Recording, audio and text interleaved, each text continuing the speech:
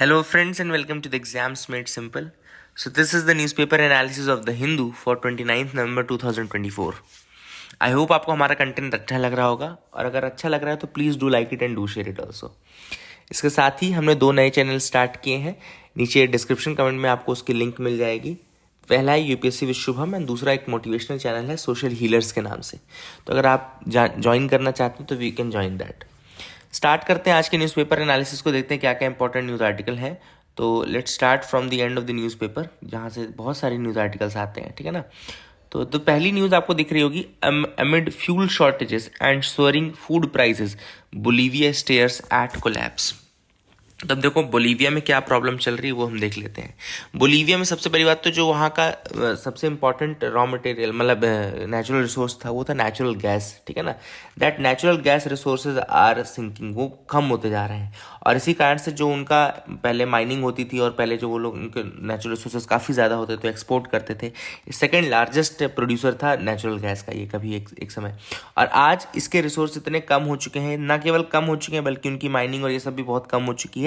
और इसी कारण से बोलीविया में फ्यूल जो है it is becoming one of the Bolivia's scarcest resources. है ना. बहुत ज़्यादा कम हो चुके हैं, स्केयर्स रिसोर्स हो चुका है. और इसी कारण से अब ऑब्वियस सी बात है, जब भी कहीं पे भी रॉ मटेरियल्स आपके मतलब फ्यूल आपका अगर कम होगा तो that will definitely hamper the prices. क्यों? क्योंकि फ्यूल से ही ट्रांसपोर्टेशन जुड़ा हुआ है और ट्रांसपोर्टेशन से ही जो फूड प्राइजेस हैं ये सारी चीज़ें जुड़ी हुई है. ठीक है ना. तो that is one thing which is important. अब इस न्यूज़ आर्टिकल में एक और इंपॉर्टेंट चीज़ आपको जाननी ज़रूरी है कि बोलीविया की बॉर्डरिंग कंट्रीज़ कौन कौन सी हैं, क्योंकि अभी ये क्राइसिस शुरू हुआ है. लास्ट ईयर आपको याद होगा अर्जेंटीना की क्राइसिस के ऊपर क्वेश्चन पूछा था.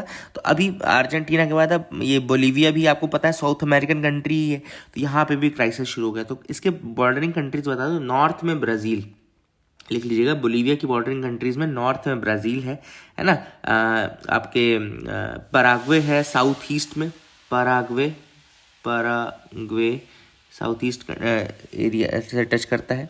Then Argentina is also bordering Bolivia, Argentina is also bordering Bolivia. Chile is there, CHILE, Chile is bordering, है ना. And Peru. तो ये 5 कंट्रीज़ हैं जो बॉर्डर करती हैं. ब्राज़ील नॉर्थ और ईस्ट की तरफ से, पराग्वे साउथ ईस्ट की तरफ से, अर्जेंटीना साउथ की तरफ से, Chile to the south west and Peru to the west. ठीक है ना. तो these are the countries that border this Bolivia. I hope you got clarity regarding that also. ये भी फैक्ट आपको समझ में आ गया होगा. इसकी कैपिटल पता है लापाज है. The capital of Bolivia is La Paz. So that is one thing which you can remember. And Bolivia में इस समय जो इन्फ्लेशन है वो भी बहुत ज़्यादा है. महंगाई ऑब्वियस ही बात है ज़्यादा होगी, मैंने ऑलरेडी आपको बता दिया रीज़न. यूनाइटेड नेशंस ने कहा है कि COP16 की बायोडाइवर्सिटी टॉक को रिस्टार्ट करेंगे फरवरी में.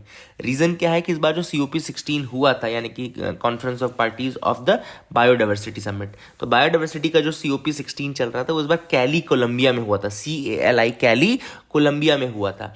एंड वहाँ पर एक्चुअली हुआ ये कि जो डिस्कशन चल रहा था on over exploitation, on pollution, on climate change, on biodiversity impact, उसमें फिनेंस के ऊपर कुछ भी डिस्कशन नहीं हो पाया. ना केवल डिस्कशन हो पाया बल्कि कोई प्रॉपर डील नहीं हो पाई है ना. किस तरीके से इसको कोई मेन प्लान चॉकआउट नहीं हो पाया. तो पूरी जो डील थी उसमें ये माना गया कि कोलंबिया जो था it was unable to establish the quorum. क्यों? क्योंकि लोग भी चले गए थे लास्ट में. तो Colombian presidency was unable to establish a quorum and that is the reason why उन्होंने कहा कि नए टॉक राउंड शुरू होंगे. कहाँ शुरू होंगे? UN food and agriculture organization के हेडक्वार्टर में. ठीक है ना. तो UN FAO में जो है बेसिकली वहाँ पे हम ये स्टार्ट करेंगे. That is one thing which is you should remember. United Nations food and agriculture organization वहाँ पे स्टार्ट करेंगे 25 से 27 फरवरी में. ठीक है ना. अच्छा, फाओ का वैसे हेडक्वार्टर याद रखिएगा, फूड एंड एग्रीकल्चर ऑर्गेनाइजेशन का जो हेडक्वार्टर है वो रोम में है ना. Rome in Italy there is the FAO headquarter located. ठीक है ना. तो ये भी एक फैक्ट है जो आप याद रख सकते हैं. तो I hope you got clarity regarding that as well. आगे मूव करते हैं, देखते हैं और क्या इंपॉर्टेंट आर्टिकल्स हैं. Why Netanyahu accepted a ceasefire with Hezbollah. तो जो मैं चैनल बता रहा हूँ आपको, यूपीएससी विद शुभम, कल मैंने डिटेल्ड वीडियो बताया है इजराइल हिजबुल्ला कॉन्फ्लिक्ट पे. नीचे उसकी भी लिंक है, आप वहाँ पे जाकर के इसको एक बार देख सकते हैं. ठीक है ना. तो that will be good thing for you. आगे देखते हैं, यहाँ पे है US targets scrap as it looks to close the critical minerals gap. Now this is very important. US में एक्चुअली बात यहाँ पे टिन की चल रही है। टिन एक्चुअली टिन कैन आपको पता होगा कि पहले जो टिफिन्स होते थे वो सब और फूड पैकेजिंग के लिए टिन का यूज़ किया जाता था। और टेक्सास, अमेरिका में टेक्सास नाम की जगह है, एक स्टेट है वहाँ पे, जहाँ पे एक प्लांट हुआ करता था जो टिन का प्लांट था। हालांकि टिन का कोई रिसोर्स नहीं है अमेरिका में, they are not producers and all, है ना। टिन के एक्टिव कोई माइंस भी वहाँ पे नहीं है, बट टिन अभी भी आपको पता होगा कि एक क्रिटिकल मिनरल है ना। क्रिटिकल मिनरल क्यों है? Because it is used in the circuit board soldering. याद रखिएगा, it is used in the circuit board soldering, है ना। पहले प्रिजर्विंग फूड के रूप में यूज होता था, अब सर्किट बोर्ड में सोल्डरिंग के रूप में यूज होता है टिन का, ठीक है ना। एंड अभी कंट्री का जो रिलायंस है वो इम्पोर्ट पे बहुत ज़्यादा है, मतलब कि कंट्री में 75% जो कंजम्पशन का 75% इम्पोर्ट हो रहा है, तो मतलब समझ लो बहुत ज़्यादा है। तो America now wants to change this, और ये जो ओवर डिपेंडेंस है इम्पोर्ट पे उसको कम करना चाहता है। तो कम कैसे करना चाहता है? बहुत अच्छा न्यूज़ आर्टिकल है ये। इसमें एक नई चीज़ आपको सीखने को मिलेगी, urban mining. I am pretty sure आपने ये टर्म नहीं सुना होगा, अर्बन माइनिंग। ये क्या होता है? स्क्रैप और उन सब की रिसाइकलिंग से, जो रिसाइकलिंग की जाती है ना, उससे जो आप दोबारा जब यूज़ करते हैं उसको, तो उसको बोलते हैं अर्बन माइनिंग, ठीक है ना। It is overlooked for the critical minerals. हालांकि इसको ओवरलुक किया जाता है, बहुत ज़्यादा लोग उसको नहीं समझते हैं, जानते हैं, लेकिन it's very very important. Urban mining has many advantages over primary mining and smelting, है ना। याद रखिएगा, जो प्राइमरी माइनिंग आप करते हैं वहाँ से, मतलब माइन से निकालते हैं या स्मेल्टिंग करते हैं, उससे बहुत ज़्यादा फायदेमंद है ये अर्बन माइनिंग। क्यों? क्योंकि ये एक तो चीपर है, it is much cheaper than that primary mining. Second, it uses less energy consumption आपका कम होगा। थर्ड, ये ग्रीनर है, it is more greener, emitting 80% less green house gases than the primary metal, है ना। प्राइमरी माइनिंग आप करेंगे तो बहुत ज़्यादा उसमें ग्रीन हाउस गैस एमिशन होगा, but this is much greener than that, है ना। This is the secondary method आप बोल सकते हैं, सेकेंडरी माइनिंग बोल सकते हैं। प्राइमरी माइनिंग आपकी इसमें सीधे माइन से हो गई, ये अर्बन माइनिंग है, सेकेंडरी, है ना। That is one thing which you should remember, very very important topic, urban mining, ठीक है। This was the news article. आगे देखते हैं और क्या इंपॉर्टेंट न्यूज़ आर्टिकल हैं जिनके बारे में हमको डिस्कस करना है। तो यहाँ पे है, what is the Dhanush Nayanthara dispute in copyright law. तो यहाँ पे धनुष ने, आपको पता होगा कि नयनतारा के ऊपर, दोनों एक्टर्स हैं। एक्चुअली हुआ क्या था, 2015 में एक मूवी आई थी नयनतारा की एक मूवी थी, धनुष उसमें प्रोड्यूसर थे, ठीक है ना। तो उस मूवी का कुछ क्लिपिंग है जो अभी रिसेंटली नयनतारा की जो डॉक्यूमेंट्री आई उसमें यूज़ कर लिया गया है, ठीक है ना। तो अब हालांकि नयनतारा का ये कहना है कि मैंने ऑलरेडी 2 साल से परमिशन मांगने के लिए किया था, लेकिन नो रिस्पॉन्स था, तो मैंने वो वीडियो मूवी से नहीं यूज़ किया है, मैंने अपने एक रिकॉर्डिंग से यूज़ किया, मतलब मैंने अपने मोबाइल पे जो रिकॉर्डिंग की थी सेट की, उससे वो चीज़ उठाई है, ठीक है। तो this is her argument, but Dhanush ने इसके लिए कॉपीराइट सूट किया है। तो यहाँ पे ऑथर का ये कहना है कि भैया देखो, ऐसा नहीं कि आप अगर प्रोड्यूसर हो मूवी के, तो पहली चीज़ तो ये कि पूरी की पूरी मूवी आप कॉपीराइट ओन नहीं करते हो। पूरी मूवी का, मूवी के अंदर बहुत सारे पार्ट्स होते हैं, सिनेमेटोग्राफी अलग होती है, ये अलग होता है, वो अलग होता है, तो अलग अलग पार्ट्स में कॉपीराइट जो रहते हैं वो डिवाइडेड होते हैं। तो पहले तो कोर्ट्स को ये चेक करना चाहिए कि whether Dhanush was the original copyright holder और नॉट। और मान भी लेते हैं कि अगर धनुष कॉपीराइट होल्डर है भी, तो फेयर यूज़ अगर किया जा रहा है, या फिर जो मटेरियल है उसका फेयर यूज़ किया जा रहा है, फेयर डीलिंग की जा रही है, या फिर कोई चीज़ उसके बिना पॉसिबल नहीं है, फॉर एग्जाम्पल नयनतारा की डॉक्यूमेंट्री उसके बिना सपोज करो पॉसिबल नहीं है और एसेंशियल है, और फेयर यूज़ उसने किया है, तो फिर इसमें भी कोर्ट को देखना चाहिए और नयनतारा को परेशान नहीं करना चाहिए। इसके अलावा ऑथर ने यह भी कहा है कि नयनतारा ने अगर अपनी क्लिपिंग यूज़ की है, तो कई बार क्या होता है कि मूवी के डायरेक्टर्स और ये सब उसमें भी एक डीलिंग करते हैं कि आप कोई भी रिकॉर्डिंग नहीं करोगे, या अगर रिकॉर्डिंग करोगे तो उसको ये नहीं करोगे, या एक पर्टिकुलर टाइम तक यूज़ नहीं करोगे। तो क्या ये एग्रीमेंट हुआ था धनुष का, क्या नहीं हुआ था, ये भी देखना चाहिए। एंड अगर हुआ नहीं था तो फिर नयनतारा को आप कोई कुछ नहीं कह सकते, ठीक है ना। तो all this things are there कि क्या क्या कॉन्ट्रैक्ट्स हुए, हर चीज चेक करनी चाहिए, अदरवाइज कॉपीराइट लॉ के नाम पे तो आप दूसरों को ऐसे ही परेशान करते रहोगे। तो this is what the author says in this article. Author is very much in favour of Nayanthara. अगला है विकीपीडिया और एएनआई का डिफेमेशन सूट। एएनआई ने विकीपीडिया के ऊपर डिफेमेशन सूट डाल दिया है। क्या एएनआई क्या है? एशियन न्यूज़ इंटरनेशनल, आपको पता होगा एशियन न्यूज़ इंटरनेशनल, और विकीपीडिया आपको पता ही होगा। तो उन्होंने कहा कि विकीपीडिया में एएनआई के बारे में गलत गलत चीज़ें लिखी हुई हैं। अब आपको एक चीज़ पता होगी कि विकीपीडिया जो है एक इंडिपेंडेंट वो है ना, और नॉन फॉर प्रॉफिट होता है, ये काम करते हैं, और इसमें बहुत सारे एक्सपर्ट्स होते हैं जो एडिटर्स होते हैं, और कोई भी अपने हिसाब से एडिट कर सकता है, ठीक है ना। अब एएनआई का ये कहना है कि जब उन्होंने अपने बारे में गलत गलत लिखा देखा तो हमने उसको एडिट करने की कोशिश की, एडिट किया लेकिन फिर वो चेंज हो जाए, एडिट करें हम अच्छा लिखें वो फिर चेंज हो जाए। इसके बाद उस पेज को एक्सटेंडेड कंफर्म्ड प्रोटेक्शन स्टेटस में ले जाया गया। एएनआई का ये क्लेम है कि जब हमने एडिट कर लिया फिर वो फिर चेंज हुआ, फिर एडिट किया फिर चेंज हुआ, तो उसके बाद से वो page extended confirmed protection status में चला गया। जब एक्सटेंडेड कंफर्म्ड प्रोटेक्शन स्टेटस में चला जाता है तो फिर नॉर्मल एडिटर्स उसको एडिट नहीं कर सकते, केवल एडमिनिस्ट्रेटर्स ही उसको एडिट कर सकते हैं, ठीक है। तो इसका मतलब है, एएनआई का ये कहना है कि इसका मतलब है कि जानबूझ करके विकीपीडिया ने ऐसा किया है, इसीलिए उसको सेफ हार्बर रूल्स का बेनिफिट नहीं मिलना चाहिए, ठीक है ना। अब यहाँ पे ऑथर का क्या कहना है? ऑथर का ये कहना है कि पहली चीज़ तो ये कि विकीपीडिया जो है वो एक उसमें जो एडिटर्स हैं they are highly reputed editors, और जो भी पेजेस हैं उनको चेक किया जाता है, ये सारी चीज़ें हैं, और जो भी चीज़ वो कहते हैं क्लेम करते हैं उसके रेफरेंसेस रहते हैं, और एएनआई के बारे में अगर कोई चीज़ कही गई है तो उसके भी रेफरेंसेस उन्होंने दिए। तो फर्स्ट थिंग तो ये है कि वो रेफरेंसेस चेक कर लो, अगर वो है सही तो फिर उसमें आपको कोई प्रॉब्लम नहीं होनी चाहिए। दूसरा जो ऑथर ने कहा है वो ये कहा है कि भाई देखो, आपका ये कहना है कि वो एक्सटेंडेड पेज कंफर्मेशन में चला गया। भाई कोई भी व्यक्ति, कोई भी एडिटर किसी भी पेज को एक्सटेंडेड पेज प्रोटेक्शन में भेजने के लिए रिक्वेस्ट कर सकता है। ऑथर का ये कहना है कि विकीपीडिया अपने से कुछ नहीं करता एक्सटेंडेड प्रोटेक्शन और इन सब में। ये एक्सटेंडेड कंफर्म्ड प्रोटेक्शन या फिर जो फुल प्रोटेक्शन है, ये कोई भी एडिटर रिक्वेस्ट कर सकता है। और एक बार ये जैसे ही एडिटर्स जिनके अकाउंट जैसे ही ये चला जाता है तो फिर वो एडिटर्स जिनके अकाउंट एक्सटेंडेड कंफर्म्ड यूजर्स में अकाउंट में होते हैं, मतलब उनको एक पर्टिकुलर बैच मिलता है, वही लोग फिर इसको एडिट कर सकते हैं। तो इसमें भी विकीपीडिया का कोई वो नहीं है, विकीपीडिया को तो एडिटर्स बोलेंगे जिस पेज को डालने में तो डाल देगा उस चीज़ को, ठीक है ना। इसके अलावा ऑथर ने ये भी कहा कि आप कह रहे हो कि उनके एडिटर्स की लिस्ट मांगो, ये है वो है, ये चीज़ वो नहीं दे सकते। क्यों? क्योंकि भाई देखो, एडिटर्स को अभी तक ये पता है कि उनकी आइडेंटिटी हिडन है, उनको ये पता है कि उनको उनके ऊपर कोई कुछ कहेगा नहीं, इसलिए वो फ्रीली काम कर सकते हैं। बट जैसे ही once you give these names, तो ये एडिटर्स फिर ऑब्वियस सी बात है विकीपीडिया की जो क्रेडिबिलिटी है उस पर सवाल आ जाएगा। और अगर जुडिशरी इसमें इंटरवीन करने लगी तो जो रेपुटेशन है प्लेटफॉर्म की, उसकी फ्री होने की प्लेटफॉर्म है, फ्री प्लेटफॉर्म है, उसकी रेपुटेशन है, क्रेडिबिलिटी है, वो चली जाएगी। तो this is what the author says कि ऐसा नहीं करना चाहिए। I hope you got clarity. अगला एडिटोरियल है census 2025 as a comprehensive citizen registry.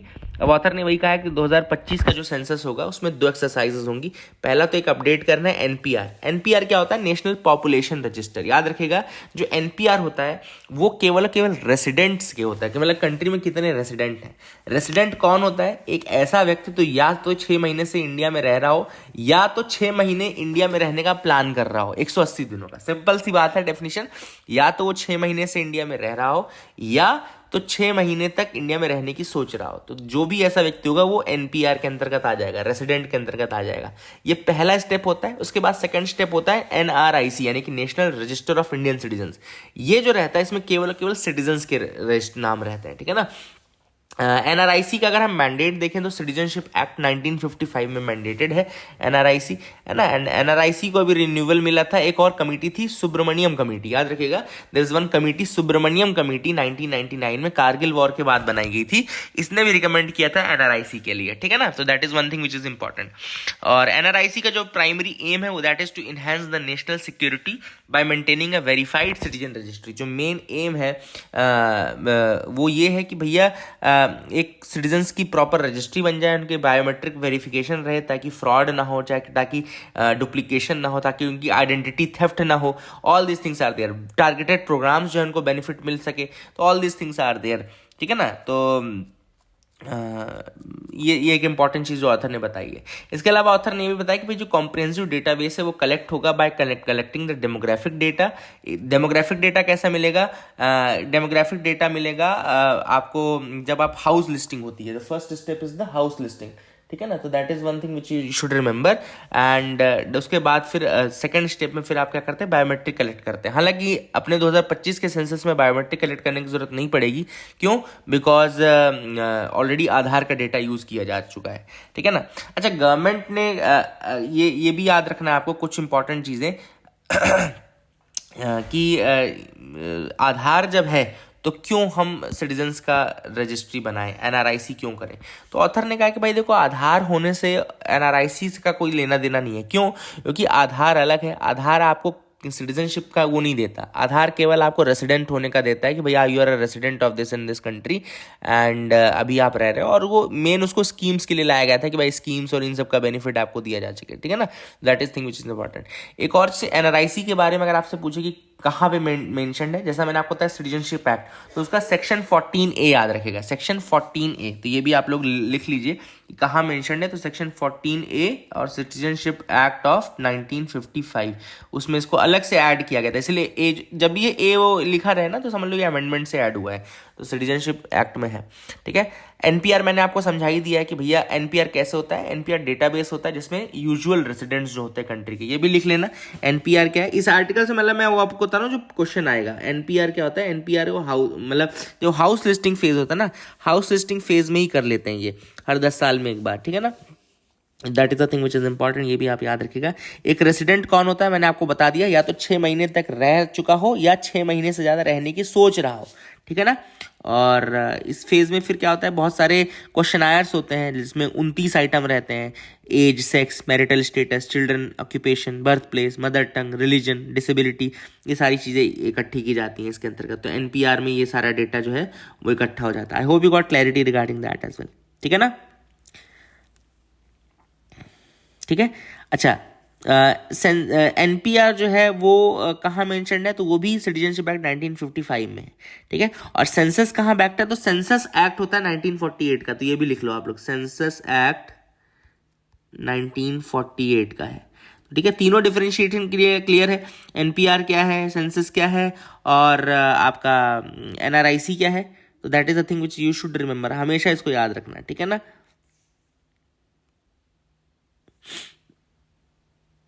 ठीक है, I hope you got clarity regarding that as well. आगे देखते हैं यहाँ पे और क्या ऑथर ने कहा है। तो यहाँ पे असम के बारे में बताया कि Assam is the only state जहाँ पे एनआरआईसी हुआ, अपडेट किया गया है 2019 में, है ना। इसका मेन ये एम है कि इलीगल जो इमिग्रेंट्स हैं पर्टिकुलरली फ्रॉम द बांग्लादेश, उसको स्टॉप करना था। बट ऑथर ने वही कहा कि जब असम में एनआरआईसी हुई, इससे हमको 2-3 सबक मिलते हैं। पहली चीज़ तो ये कि भाई जो प्राइवेसी कंसर्न्स हैं वो एक पहला इंपॉर्टेंट है।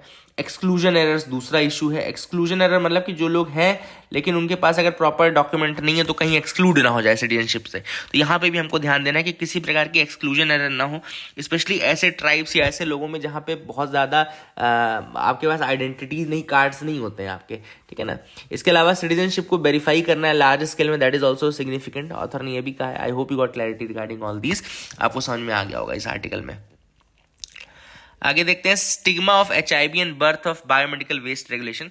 अब स्टार्टिंग ऑथर ने की है कि किस तरीके से जो यूनाइटेड स्टेट्स के बीचेस थे, यानी कि 1987 में उन बीचेस में एक बहुत बड़ा इवेंट हुआ था जिसको सिरिंज टाइड कहते हैं। सिरिंज टाइड मतलब कि यूज्ड सिरिंजेस जो थी, मेडिकल वेस्ट जो था, ब्लड वियाल्स जो थे, body tissues, they were appearing in the new Jersey and New York shores, है ना। तो ये बहुत बड़ा इवेंट था जिसको सिरिंज टाइड बोलते हैं। तो ऑथर ने कहा कि वहां पे भी एक एपोकलिप्स टाइप की सिचुएशन थी, लेकिन तुरंत उन्होंने बायोमेडिकल वेस्ट रेगुलेशन स्टार्ट कर दिया कि किस तरीके से जो मेडिकल वेस्ट है उसको रेगुलेट करना है, उसको मतलब हटाना है। All this things were there. और उसी समय आपका एड्स का भी क्राइसिस आया था। तो एड्स क्राइसिस में उन्होंने बायोमेडिकल क्राइसिस को जोड़ करके फिर उसको दोनों को टारगेट करना शुरू किया। ऑथर ने कहा कि इंडिया में जो पहली तो आपको याद रखना है कि इंडिया में जो प्रोग्रेस हुई वेस्ट मैनेजमेंट की, स्पेशली जो बायोमेडिकल वेस्ट मैनेजमेंट है, वो थोड़ा स्लोअर रही दूसरी कंट्री से। हमारे यहाँ पहला केस जो आया 86 में आया, 1986 में एचआईवी का आया। वही साल था जब हमने अपना पहला इन्वायरमेंटल प्रोटेक्शन एक्ट लेकर आए थे हम, है ना। फर्स्ट मेजर स्टेप जो था इन्वायरमेंट प्रोटेक्शन में 1986 में ही लेकर के आए थे हम, ठीक है ना। And that was the year जब पहला एचआईवी का केस भी आया था, ठीक है। And it was a landmark case. Author ने कहा कि एक लैंडमार्क केस और हुआ जो कि बायोमेडिकल वेस्ट के लिए इंपॉर्टेंट था, वो था BL Vadhera versus Union of India case. BL Vadhera versus Union of India case, जहां पे कैपिटल सिटी दिल्ली में किस तरीके से ओपन गैरेज डंप बन गया है, इसके ऊपर वो केस था। एंड इस जजमेंट ने नेशन वाइड एक वेस्ट मैनेजमेंट को क्रिटिकल एस्पेक्ट दे दिया। तो ये केस भी आप याद रखना, BL वधेरा का केस है, बहुत important, BL Vadhera versus the Union of India case. और किस तरीके से इसमें फिर सुप्रीम कोर्ट ने कहा था कि भाई आप वेस्ट मैनेजमेंट की बातें कीजिए, है ना। और 1998 में फिर पार्लियामेंट ने इंट्रोड्यूस किया biomedical waste management and handling rules, ठीक है ना। तो 1998 में फिर ये बायोमेडिकल वेस्ट पहली बार रूल्स आए, बाकी फिर 2015 में भी मैनेजमेंट रूल्स आए। All these things are there, लेकिन अभी भी चैलेंजेस हैं क्योंकि बायोमेडिकल वेस्ट आज भी मिसहैंडल होते हैं, प्रॉपरली हैंडल नहीं कर पाते। तो ये that is a big issue which is going on. So I hope you got clarity regarding the newspaper analysis. आपको समझ में आ गया होगा. That is it for the day. Keep loving us, keep sharing us. Thank you and have a nice day.